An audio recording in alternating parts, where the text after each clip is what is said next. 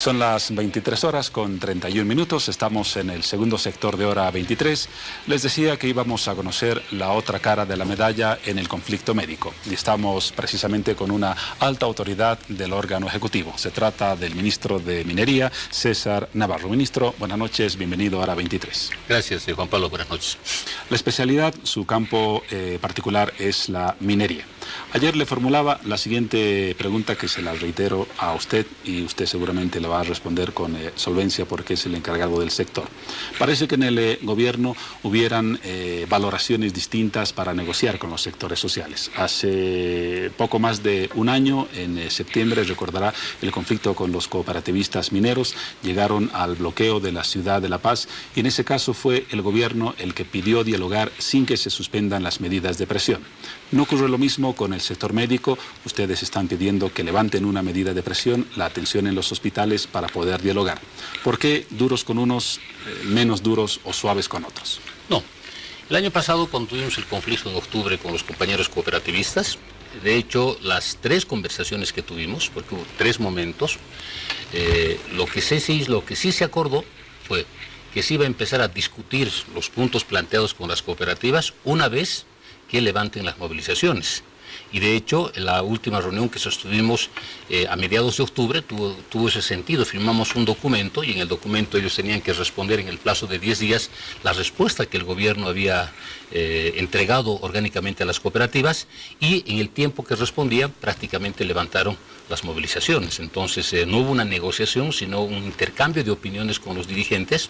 Acordamos una metodología de trabajo y en esa metodología estaba la respuesta y por lo tanto el inicio de las discusiones sobre cada uno de los puntos planteados empezaba una vez que los compañeros iban a desbloquear las vías. Por lo tanto no entramos a negociar los temas de fondo con la presión de las cooperativas mineras. Pero sí hubo contactos, no un estado de cero diálogo como en el actual conflicto con los médicos. Sí conversamos. Los compañeros también expresaron su predisposición a conversar. Hubo una actitud, a pesar del momento crítico que vivíamos, diametralmente diferente y una predisposición personal de muchos dirigentes a llegar a acuerdos. ¿Por qué no hacen lo mismo con los médicos? Bueno, mire, Juan Pablo, usted recordará que el 25 de septiembre se firmó un convenio, un acta de entendimiento entre la presidenta y el presidente de la Cámara de Diputados y Senadores, más el Colegio de Abogados Nacional y Departamentales, previa a reuniones y a la instalación de 3 mesas. Y se llega a la firma de ese convenio sin que exista un minuto de paralización de actividades profesionales de los profesionales en salud. ¿Por qué? Porque ellos consideraban que la redacción del artículo 5, en ese momento creo que el artículo 1, estaba atentando contra la actividad profesional e incluso a esa reunión asistieron acompañados de profesionales abogados quienes hicieron una evaluación y una valoración positiva de la reunión que se desarrollaron. En esa reunión que estuvieron incluso estuvo el doctor Alarcón como uno de los asesores del colegio médico. Entonces, por lo tanto, hubo una reunión y esa reunión dio paso a que exista una redacción del artículo 205, es decir, no hubo una redacción unilateral de parte nuestra sin haber consultado a los profesionales médicos, sino hubo una reunión previa, hubo un acuerdo y este acuerdo dio origen a la redacción del artículo 205. A ese documento al cual usted hace referencia, evidentemente los médicos pusieron su firma, la gestión del presidente del Senado y la presidenta de diputados. Pero el argumento de los médicos, que lo hemos escuchado en las últimas semanas, es el siguiente. Ellos dicen, firmamos el documento, pero era un acuerdo de buenas intenciones. No conocíamos en ese momento el texto literal del artículo 205 y por eso que al conocerlo luego se inició el conflicto que aún soportamos. Mire, yo creo que eso puede ser más una justificación, porque Juan Pablo, cuando un dirigente o dirigentes en plural vienen a discutir, negociar y acordar puntos con el gobierno, se supone que existe una opinión institucionalizada para discutir con el gobierno. Eso implica que nosotros también como autoridades estatales tenemos no solo en el nivel de representación, sino una opinión estatal autorizada para llegar a acuerdos. Y eso permitió que se firmen esos acuerdos. Lo que nos llama la atención es que una vez acordado estos elementos, evidentemente de elementos genéricos y de principios, se hace la presentación del artículo 205 y de todo el Código Penal y existen ya opiniones diferenciadas de las bases, es decir, cuál es la correa de información, cuál es la correa de comunicación entre los dirigentes y las bases. El momento que se trabajó en las 3 mesas de trabajo. Hubo información de los dirigentes a sus dirigentes regionales, a sus dirigentes nacionales. Hubo consultas, o sea, son signos de interrogación que uno tiene que hacerse, porque en última instancia lo que da origen al conflicto es el acuerdo que tenemos en septiembre. Es un acuerdo que firmamos sin ningún tipo de presión. Entonces, por lo tanto, ahí también pone en tela de juicio el nivel de representación y el nivel de propuesta institucional que ellos presentaron en su momento. Porque miren, si nosotros como gobierno tendríamos que firmar un acuerdo, ese acuerdo que firmamos es rechazado por el sector y tenemos un conflicto, otro conflicto, por lo tanto estamos reproduciendo conflictos porque no existe una cohesión institucional orgánica del sector en conflicto. Por eso que nosotros pedimos siempre que la representación tenga un nivel de autorización institucional y ahí puede verse que puedan tener sus propias fracturas internas en el Colegio de Abogados. A propósito de este panorama, independientemente de si existen fracturas internas que son posibles en todo movimiento reivindicativo, los médicos se están sumando día a día más sectores de apoyo. Hoy se ha pronunciado la Central Obrera Boliviana, lo ha hecho el Transporte Pesado de Santa Cruz, hace algunos días la Federación de Profesionales de La Paz, el Colegio Departamental de Abogados de La Paz, el Colegio de Arquitectos, ganan apoyo mientras el gobierno parece solitario en la posición de rechazo a un entendimiento. Yo no creo que estemos solidarios. Mire, primero que no es la intención ni la decisión sancionar, condenar, penalizar el noble ejercicio de la profesión de la medicina. No es.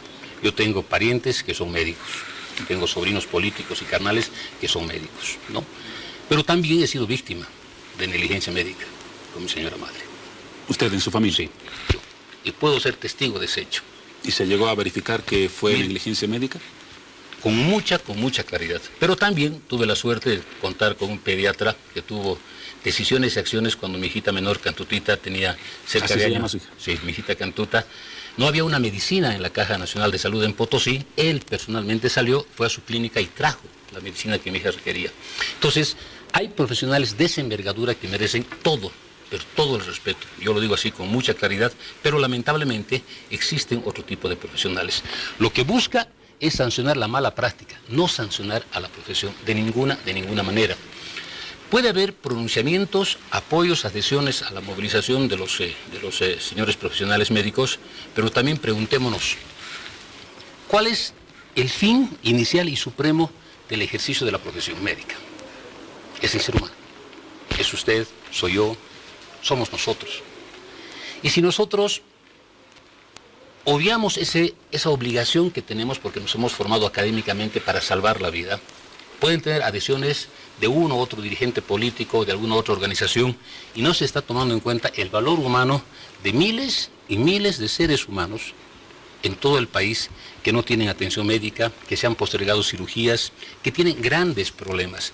Entonces, uno dice, están sumando adhesiones por aquí, están sumando adhesiones, y no estamos contando el dolor de miles y miles y miles de bolivianos que están en todo el país. Es la otra pregunta, porque tenemos que saber también que nosotros tenemos todo el derecho a exigir nuestros derechos, pero también tenemos el derecho de cumplir nuestra obligación.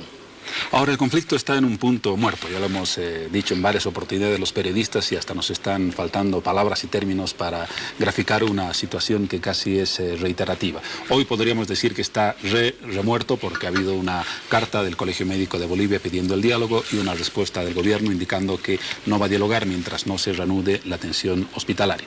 La pregunta es, ¿no le corresponderá al gobierno como administrador de la gestión integral del país, como guardián de los derechos, como guardián de la salud, en parte, extender esa mano de reconciliación, aceptar una de las condiciones del sector médico y comenzar el diálogo? Mire, no vamos a negociar nosotros poniendo como escudo al ser humano. Una cosa es el conflicto, el bloqueo de comidas, la paralización, y otra cosa es de atender al ser humano. Ese es un hecho que realmente atenta a la vida humana en nuestro país. Pero además, Juan Pablo, el presidente ha hecho una convocatoria no solo al diálogo, levantando las medidas de presión, sino también para que podamos tener un gran encuentro nacional para discutir, una cumbre nacional, donde están los profesionales médicos y estén diferentes sectores sociales, porque el tema de la salud, con sus problemas múltiples y grandes que tenemos, tiene que ser discutida de manera integral y completa para nuestro país. Uno puede ver que a pesar de los esfuerzos que hicimos en inversión, el 2001, por ejemplo, el presupuesto en millones de bolivianos era 1.698 millones de bolivianos. Para el 2017 el presupuesto es 18.304 millones de bolivianos. Es el presupuesto que tenemos en salud nosotros. Y podemos ver incluso en el caso de infraestructura, el presupuesto es 5.562 millones de bolivianos y antes apenas era 315 millones de bolivianos. Aunque sigue siendo menor al de defensa, por ejemplo. Claro, aunque, pues yo le digo, a pesar de que se han hecho esfuerzos múltiples, entendemos que la salud era una declaración universal, pero no era una práctica y un derecho de acceso universal. Con estas inversiones que estamos desarrollando y la construcción de hospitales de segundo, tercer nivel y la proyección de hospitales de cuarto nivel, sabemos que aún vamos a tener problemas. Por lo tanto, la salud era una deuda estructural pendiente para el Estado y para la sociedad boliviana. Y hemos hecho grandes esfuerzos, se están haciendo grandes esfuerzos, y estos esfuerzos van a tener respuestas altamente positivas e importantes para la salud. Por eso que en la visión corta tenemos que discutir de manera inmediata, levantando las medidas de presión, y en la visión larga tenemos que de manera inmediata sentarnos con los profesionales médicos, a sentarnos a discutir con los diferentes sectores sociales cómo vamos a desarrollar todas estas acciones de políticas públicas de salud y privadas para la sociedad boliviana en su conjunto. Ese es el tema central y de fondo.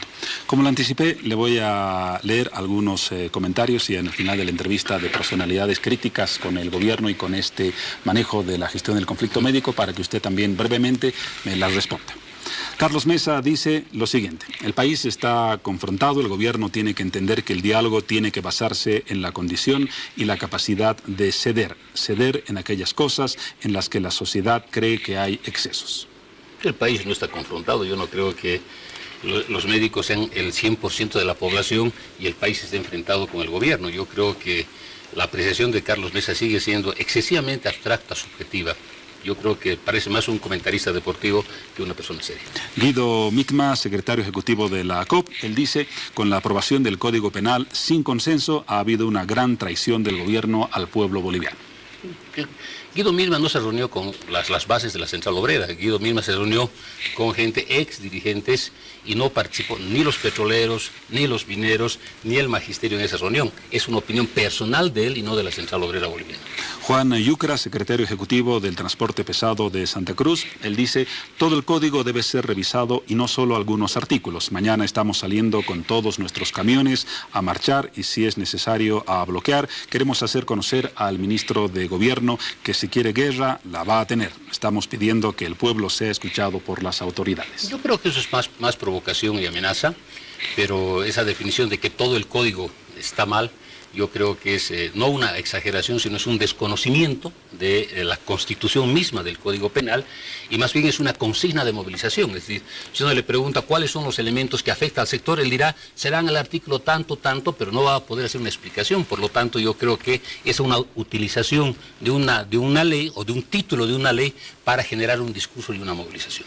Un periodista cruceño, Alfredo Rodríguez, dice, estoy reproduciendo comentarios de las redes sociales: seguramente esos policías nunca se enfermarán. Habla de los que están o tuvieron algún gesto de represión a los médicos, nunca se enfermarán ni sus hijos precisarán de un médico jamás. En caso de que sí lo hagan, no sé con qué cara o con qué moral acudirán a algún hospital. Médicos gasificados, apaleados y detenidos en Bolivia, que el mundo lo sepa.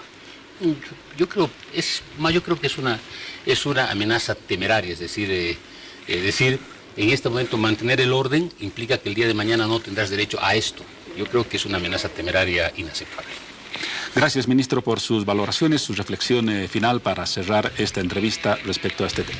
A usted, Juan Pablo, yo reitero, creo que la madurez política de quienes dirigen movilizaciones es tomar decisiones en los momentos altamente importantes.